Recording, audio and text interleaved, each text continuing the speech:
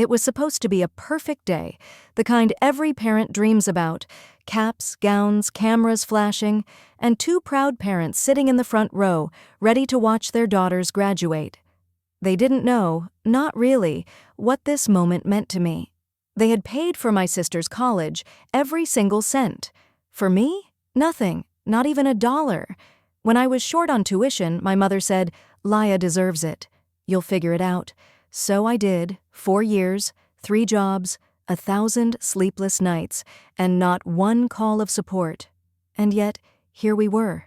They sat smiling, whispering to each other, thinking they knew the story. They thought they were here to celebrate both daughters.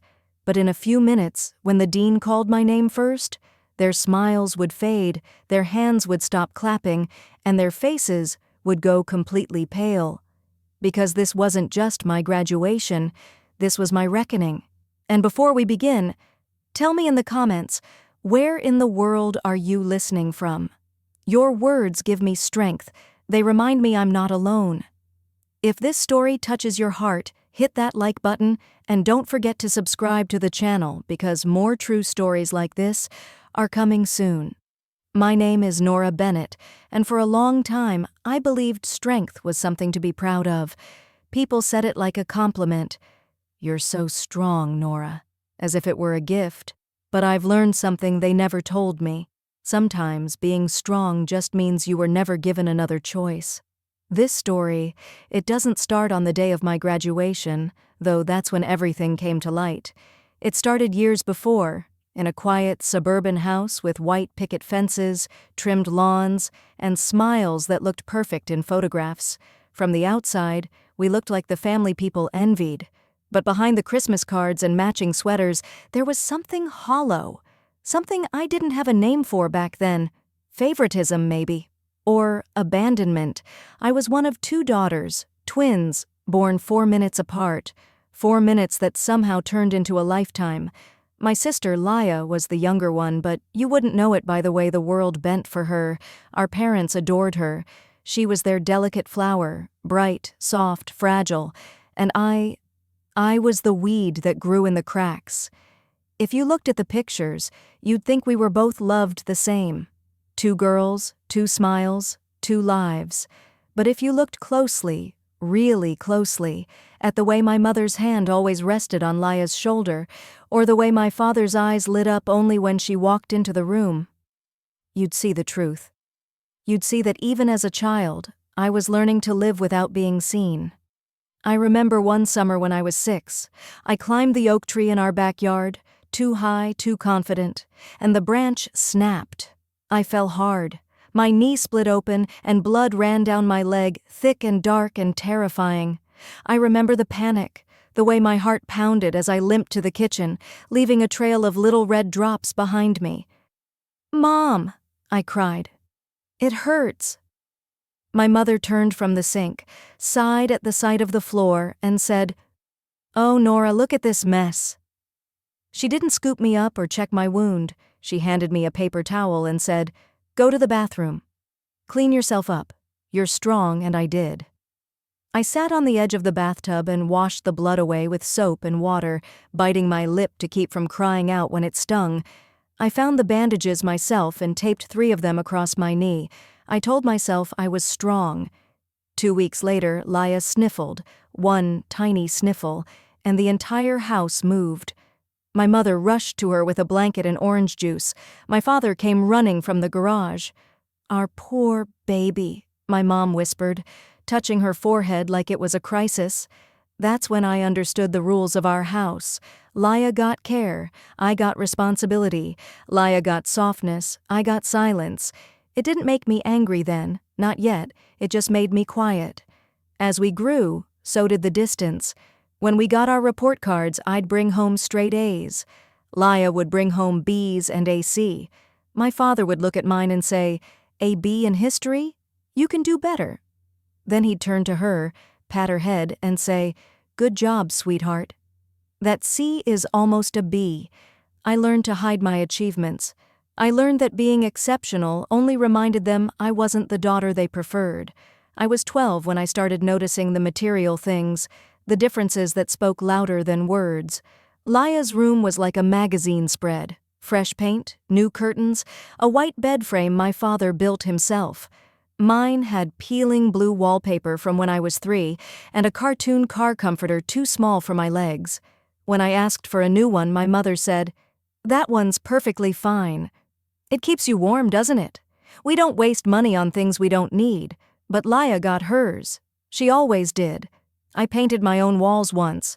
Gray, the cheapest color I could afford after mowing lawns in the neighborhood. I was proud of it. My dad walked in, frowned, and said, "You got paint on the carpet, Nora." That was it. That was his whole sentence. In my house, I learned that love came with conditions, and somehow I never met them. But weeds grow no matter what. I grew in their silence. I grew in the cracks of their neglect. When I was 14, the metaphor finally took root. Laya got a new red bike for our birthday.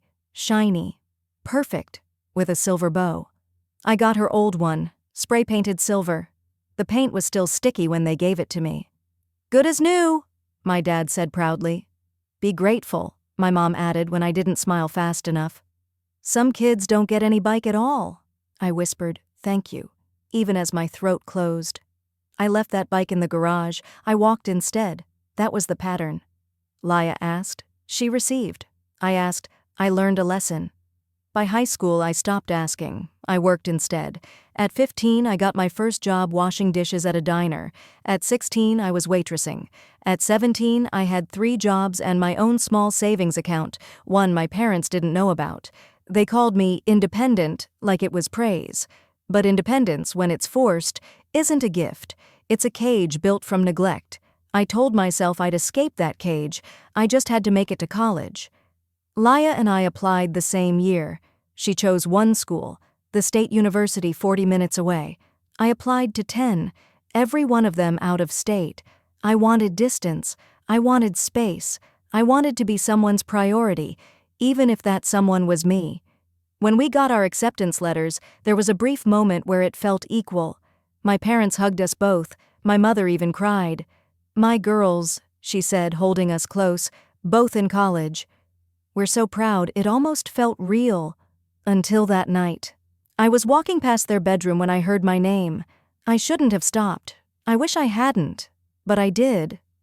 "The tuition for 2 is going to be a lot," my father said. My mother's voice came, calm and matter-of-fact.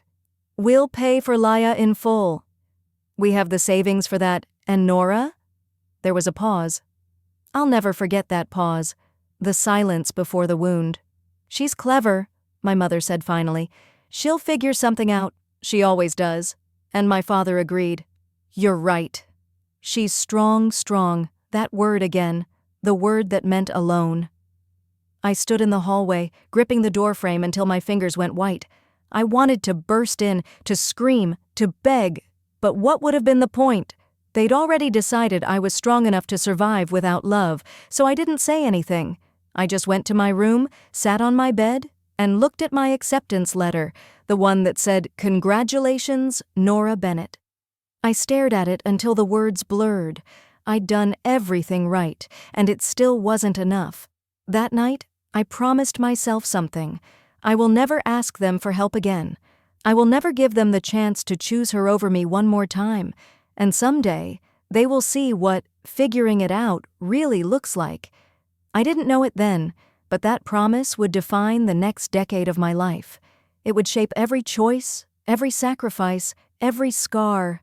It would lead me to that stage years later, the one where I stood in front of an entire auditorium, my parents in the front row, watching as the dean told the world the truth they'd buried for years.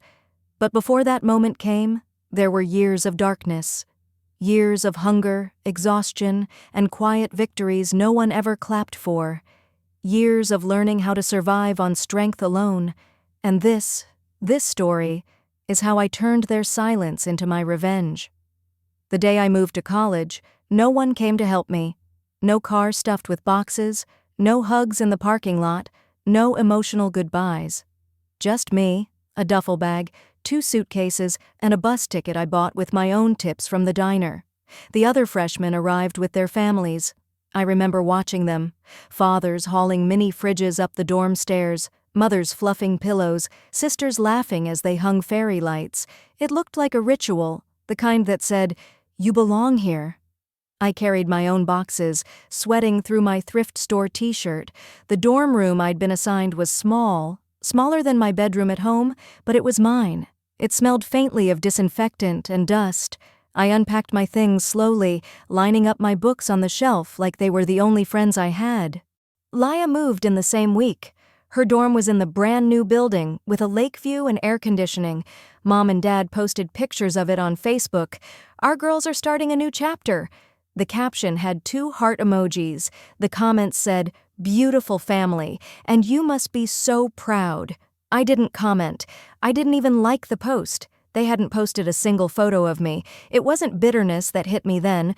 Not exactly. It was recognition. Recognition of what had always been true. I was invisible, and I'd stop pretending it hurt because pretending gave them power. Classes started. I threw myself into them with a hunger that scared even me. I majored in accounting, and my professors noticed me, not because I was brilliant, but because I was relentless. I asked questions no one else asked. I stayed after class. I did extra problems for fun. But even that didn't pay for textbooks. My tuition was covered for 1 semester by my savings, but after that, I had no plan. So I worked. First at the library, then evenings at a diner, then nights at a bar downtown where the floor always smelled like beer and bleach. I'd walk home at 2 a.m., change into clean clothes, and head straight to my 8 a.m. class. The bags under my eyes became permanent. My hair thinned. I was 20, but looked 30. One night, sitting at my desk, I added up the numbers. I was $500 short for next semester's tuition. I'd done everything right. Worked, saved, starved, studied, and still, it wasn't enough. I stared at my phone for an hour before dialing home. When my mother answered, her voice was light and breezy. "Nora!" "What a surprise. We never hear from you. You must be busy." "I am," I said. "Mom, I need help." I hated how small my voice sounded. "It's tuition. I'm short. Just $1,500. I'll pay it back. I promise. I just can't make the payment." There was silence on the other end. I could hear a TV in the background, some game show laughter echoing faintly. Then her tone changed, that familiar sharpness, the sound of disapproval. "What do you mean you're short? You have 2 jobs. You need to learn how to budget, Nora." "I do budget," I said. My throat was tight. "I don't buy anything. I just don't have enough. Please, Mom, I'll pay it back." "Nora," she sighed, "we talked about this. We're already paying for Laya's college. She's our responsibility. You're strong, remember? You'll figure it out, that word again. Strong." I wanted to throw the phone across the room. "Please," I whispered. "I just need a loan." There was another pause. Then she said it. The sentence that carved itself into my bones. "We already paid for Laya," she said casually. "She deserved it." Then, almost as an afterthought, "You didn't." The world stopped. She didn't yell it. She didn't sound cruel. She said it like it was math, like it was logical. Laya deserved it. I didn't. I couldn't even speak. "You'll figure it out," she added, and then, click. The call ended. I sat there in my tiny apartment, the phone still pressed to my ear. My foot was numb from cold. My chest felt like it was collapsing inward. I didn't cry. I didn't scream. I just sat still. And in that silence, something in me broke. The part of me that still hoped she'd ever love me the same way she loved Laya died in that moment. After that night, I stopped being a daughter. I became a machine. I went back out into the snow and walked to the library. My shoes had holes. My socks were soaked. My hands were shaking as I filled out the form for an emergency student loan. The interest rate was predatory, but I didn't care. I signed my name. When the confirmation email arrived, it felt like oxygen. The tuition would be paid. I'd stay in school. But relief is never free. I took another job, cleaning classrooms from 5 a.m. to 7:30 before class. So now my schedule looked like this: 4:30, wake up; 5 o'clock, mop floors; 8 o'clock, class; 2 o'clock, study; 6 o'clock, library shift. 8 o'clock, waitress shift. 2 a.m., home, sleep, repeat. I was no longer a person. I was a system of survival. It was in that fog of exhaustion that someone finally noticed me. One afternoon, I fell asleep in the library, my head on my accounting textbook, drool on the page. I woke to a voice. "Miss Bennett." It was Dr. Adler, my professor. He was brilliant, intimidating, and absolutely no nonsense. I sat up straight, embarrassed. "I'm so sorry, sir." He looked at me, not angry, but thoughtful. "You're the best student in my class," he said quietly, "and you're asleep at 3 p.m. That's not laziness. That's collapse." I tried to smile. "I'm fine. Just tired?" He studied me for a long moment. "You clean the business building in the mornings, don't you?" I froze.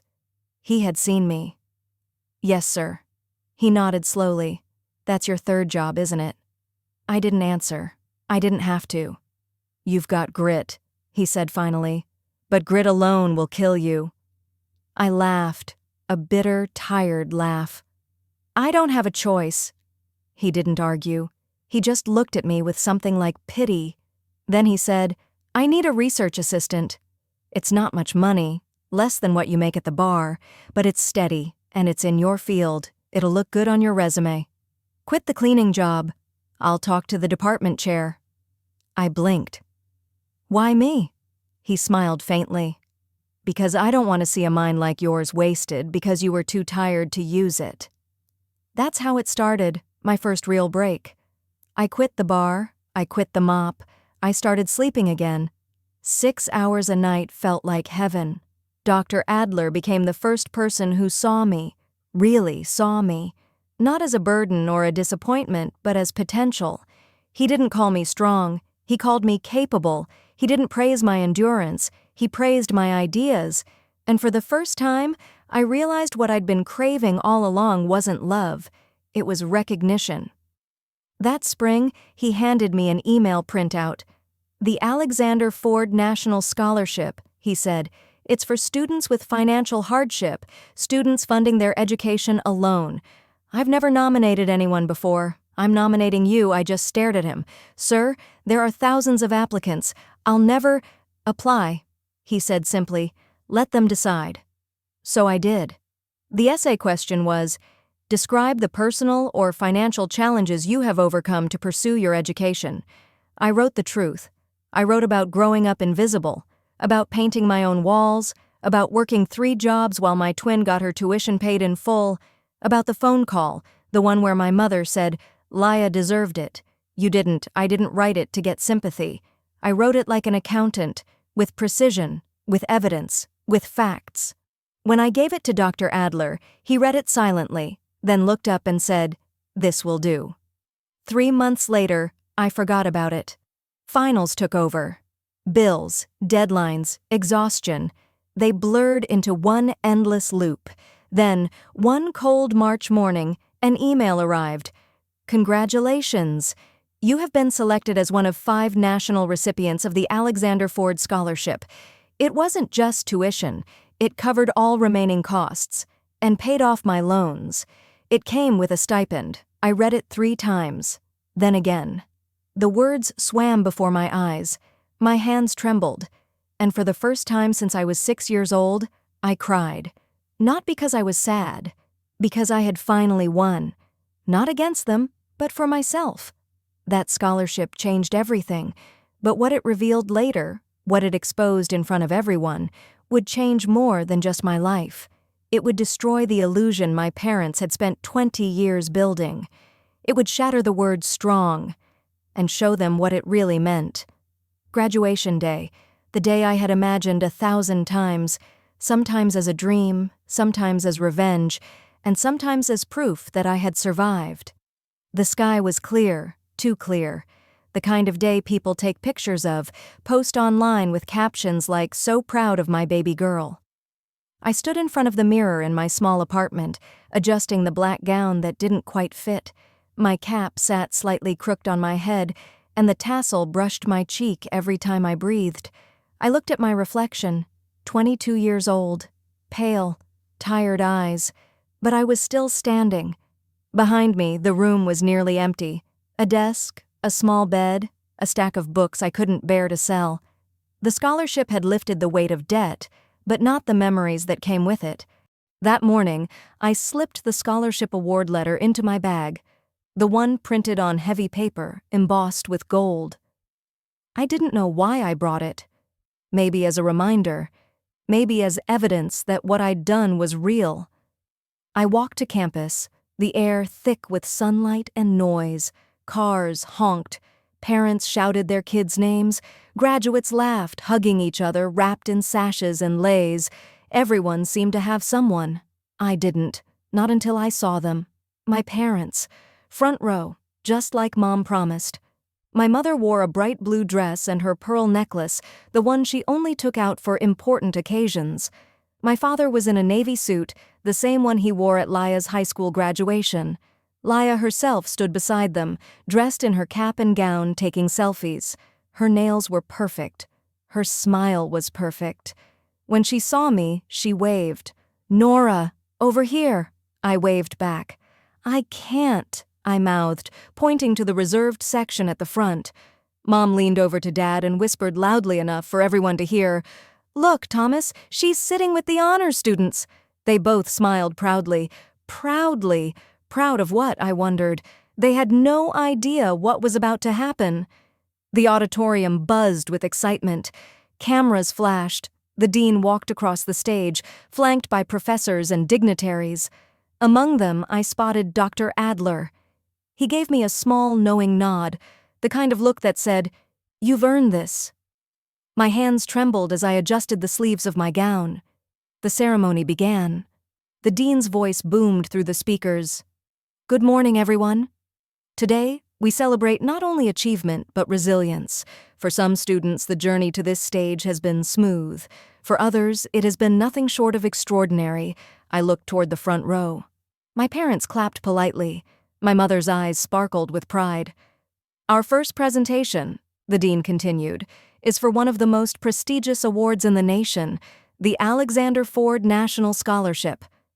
I felt my stomach twist. This was it. "The award recognizes academic excellence," the dean said, "but more than that, it honors perseverance in the face of hardship. It is given to students who have succeeded despite profound personal and financial challenges." There was a pause, a deliberate pause. My mother leaned toward my father. I saw her lips move. "That's impressive." The dean's next words were steady, clear, and slow. "This year's recipient is a young woman who put herself through college entirely on her own. She maintained a perfect 4.0 GPA while working multiple jobs. She paid her tuition, rent, and living expenses without a single cent of family support." I didn't look at the stage. I looked at them. My mother's smile froze. Her hands, which were clapping, suddenly stopped midair. My father's eyes widened. Confusion first, then realization, and then horror. The dean's voice echoed across the auditorium. "It is my great honor to present the Alexander Ford National Scholarship to Miss Nora Bennett." The applause was thunderous. Everyone stood, everyone except them. I rose slowly, the sound around me almost distant, muffled by the heartbeat in my ears. I walked down the aisle. My gown brushed against my legs with each step, heavy as memory. When I reached the stage, Dr. Adler handed me the framed award. "Proud of you," he whispered. I nodded, unable to speak. Then I turned to face the crowd. From the stage, I could see everything. Hundreds of faces, smiling, clapping, celebrating, and in the very front row, 3 faces frozen in disbelief. My mother, pale as paper. My father, staring at me like a stranger. And Laya, her phone trembling in her hands, the selfie camera still open. The dean continued, his words slicing the air like a verdict. "This student has shown courage, discipline, and unshakable determination." Her story reminds us that sometimes true success blooms not from privilege, but from perseverance. The applause rose again, a standing ovation. And as the auditorium roared, I just stood there, holding the frame close to my chest. not smiling, not crying, just watching them. I could almost hear my mother's thoughts, the desperate scramble to explain, to rewrite the story. She was probably rehearsing it in her head already.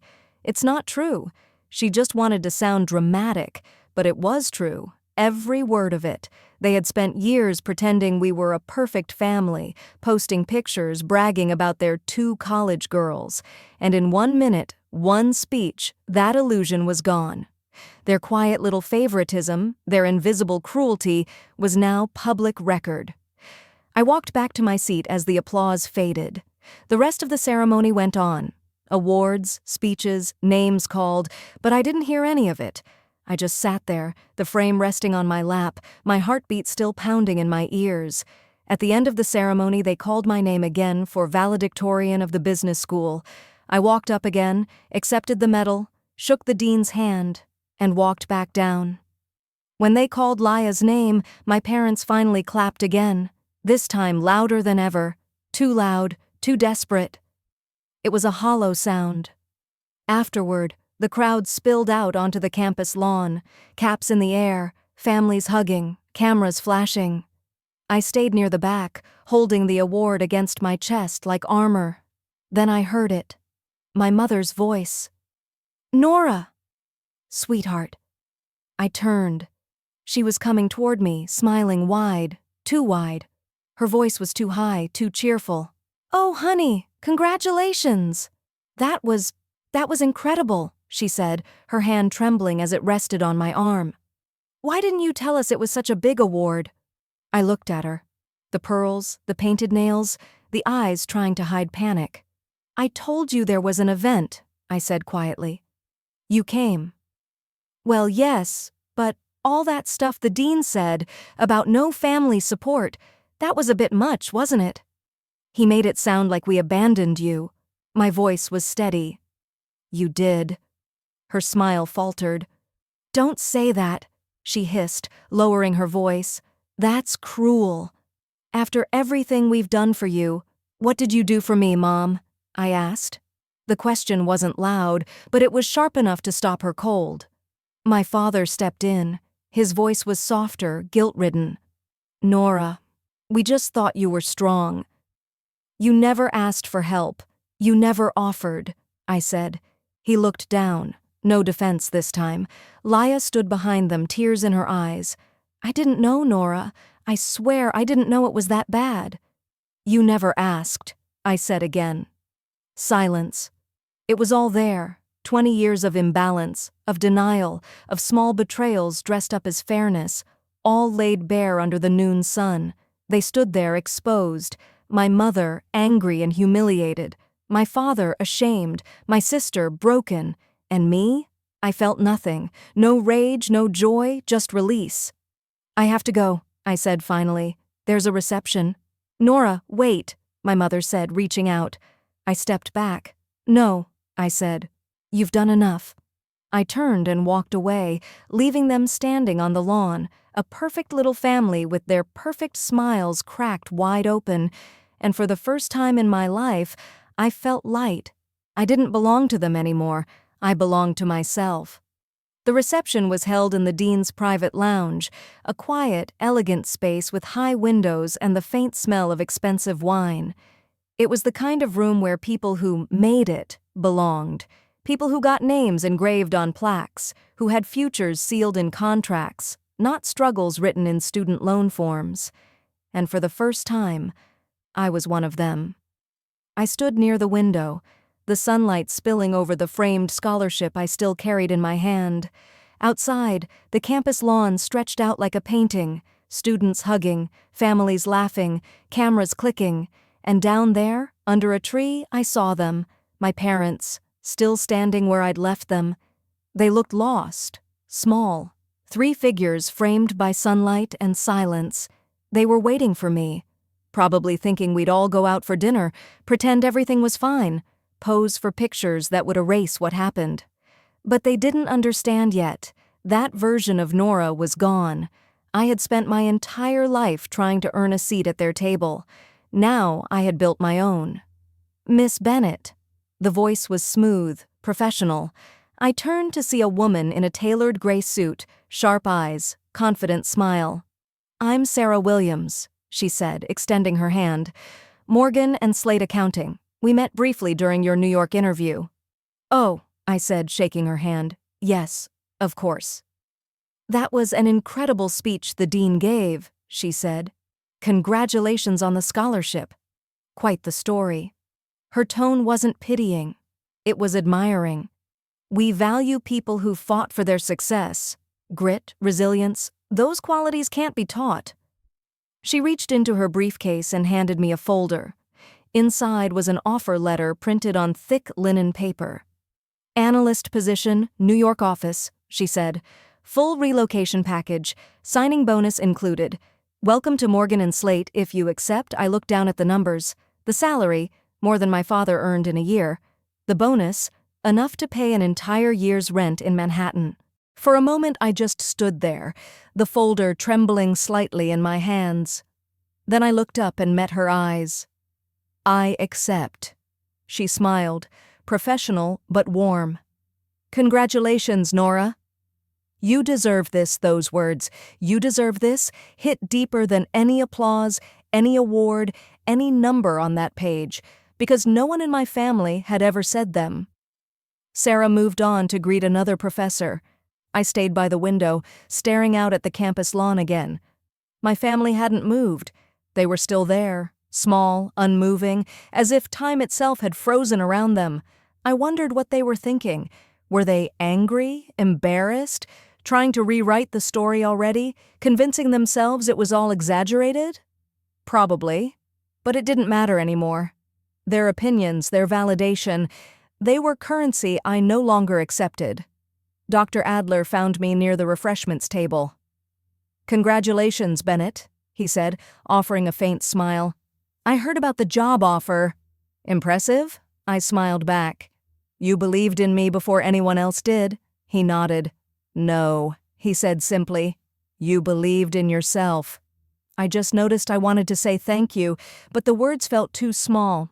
So I just stood there, holding my glass of water, looking around the room, professors, donors, scholarship representatives, and realized something that almost made me laugh.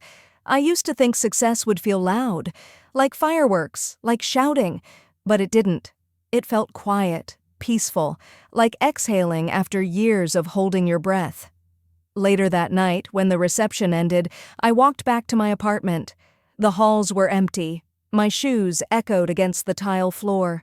I opened the door to my small, dim room, the same one I'd lived in for 3 years, and sat down at the desk. My phone buzzed on the floor beside me.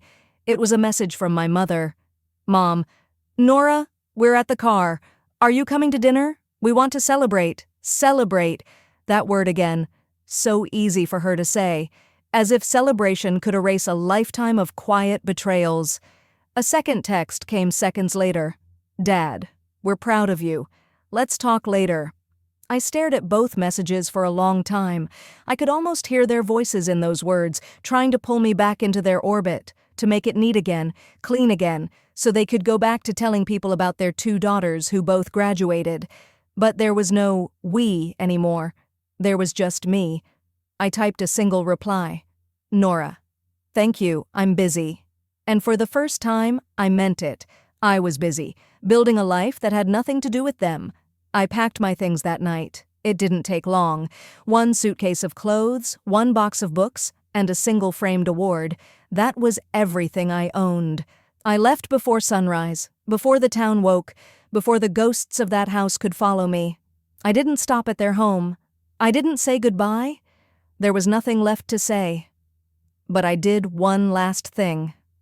I took the official award letter from the Alexander Ford Foundation, the one that detailed the scholarship and its reason, for students who achieved excellence without family support. I placed it in a plain white envelope, addressed it to my parents' house, and dropped it in the campus mailbox.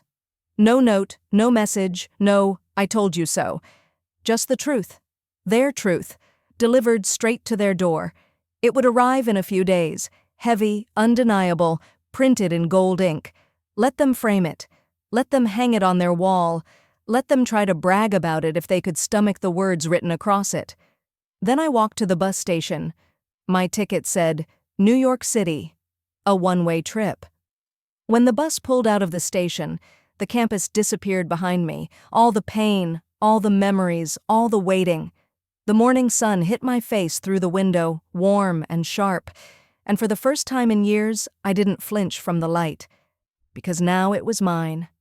That night, my new apartment was small, a single-room studio on the 14th floor with peeling paint and a balcony barely big enough for one person. But the view was something else. The city stretched out before me like 1,000 glittering promises, a sea of light and noise and life. I stepped onto the balcony, the wind catching my hair, and I whispered the words that had haunted me since that night on the phone. She deserved it. You didn't. Then I smiled, because they were wrong. I did. Every single thing. It's been 3 years since that day. 3 years since I stood on that stage, holding my award in front of an auditorium full of strangers and 3 faces I once called family. 3 years since I mailed the letter that said, in black and white, what they had spent their lives pretending wasn't true. Sometimes I still wake up early, out of habit. My body remembers the exhaustion, the alarms, the endless loop of work and study. But when I open my eyes now, I don't see cracked ceilings or peeling walls. I see sunlight hitting glass, the skyline stretching past my balcony.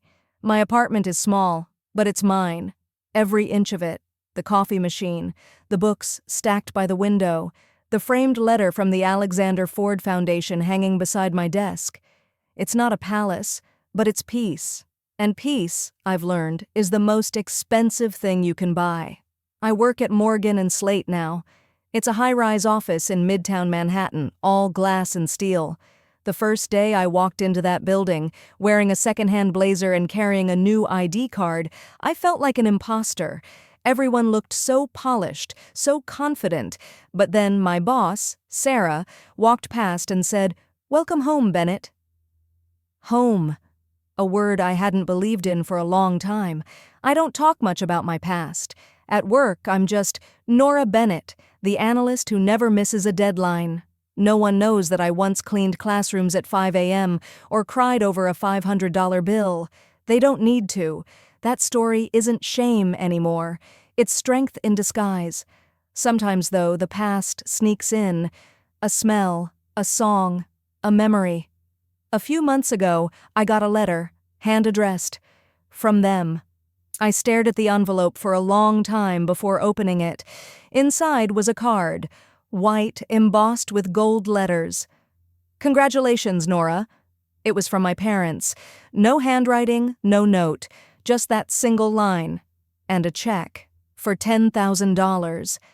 There was no message explaining it, no apology, no "we're proud of you," just money. As if that could fix everything. I didn't cash it. I didn't rip it up either. I just placed it inside the same folder as my scholarship letter, like 2 artifacts from different worlds. One was proof of everything I'd done on my own. The other was proof of everything they hadn't. That was my closure. People think revenge is about fire, about rage, destruction, screaming, "Look at me now." But that's not real revenge. Real revenge is calm. It's quiet. It's when the people who doubted you have to live knowing you became everything they said you couldn't, without needing them at all. I never posted my graduation photos online. I never told anyone what happened that day. But sometimes I imagine them still showing those old family pictures, the ones where we're all wearing matching sweaters. I wonder if they notice how fake those smiles look now, if they remember how my mother's hand always rested on Laya's shoulder and never on mine. And then I imagine the letter, framed maybe, hidden maybe, sitting somewhere in their house, a silent witness to what they did, for students who achieved excellence without family support.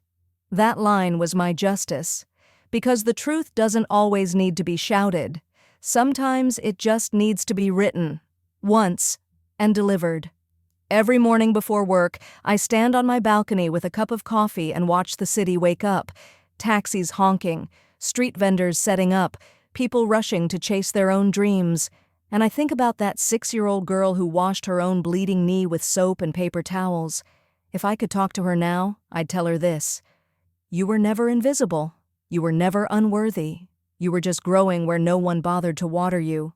A weed can bloom too. It just needs to find sunlight. Now, when I walk into meetings, people listen. When I speak, people take notes. When I make decisions, they matter. And every time someone says, "You're so strong," I smile. Because they don't mean it like my mother did. They mean it with respect, not neglect. A few weeks ago, I got an email from the university. They asked if I'd come back as a guest speaker to talk about perseverance, financial independence, and success. For a moment, I hesitated. Then I said yes. Not because I wanted to be seen, but because I wanted some other girl out there, sitting in a cold dorm room, wondering if she matters, to know she's not alone. The auditorium looked smaller this time. The seats, the stage, the air. Maybe I had just outgrown it. When I walked onto that stage, I didn't bring my old pain with me. I brought the peace that came after it. I looked at the crowd, students, professors, maybe a few parents, and I said, success is not about who supports you. It's about who you become when no one does. They clapped, and in that sound, I heard everything I'd fought for, the applause I never got as a child, the validation I once begged for. Except now, it wasn't for approval. It was for truth. After the speech, a young woman came up to me, eyes glassy with tears. "My parents only pay for my brother," she said. "They say I'm independent." I thought I was the only one. I smiled. "You're not," I told her. "And independence isn't a curse. It's the beginning of your freedom." She nodded, and I saw a familiar light in her eyes, the one I used to see in mirrors when I promised myself I'd make it out. That's when I realized my story wasn't about revenge anymore. It was about redemption. Revenge ends the past. Redemption builds the future. And for the first time in my life, I wasn't surviving. I was living. That night, I came home and stood on my balcony again. The city was humming below, thousands of lives moving at once. The wind brushed my hair, and I whispered one last time, not to them, but to myself. "You did it." And somewhere far away, maybe my mother's words still echo in that old kitchen. "She deserved it. You didn't." But I smile. Because now I know the truth.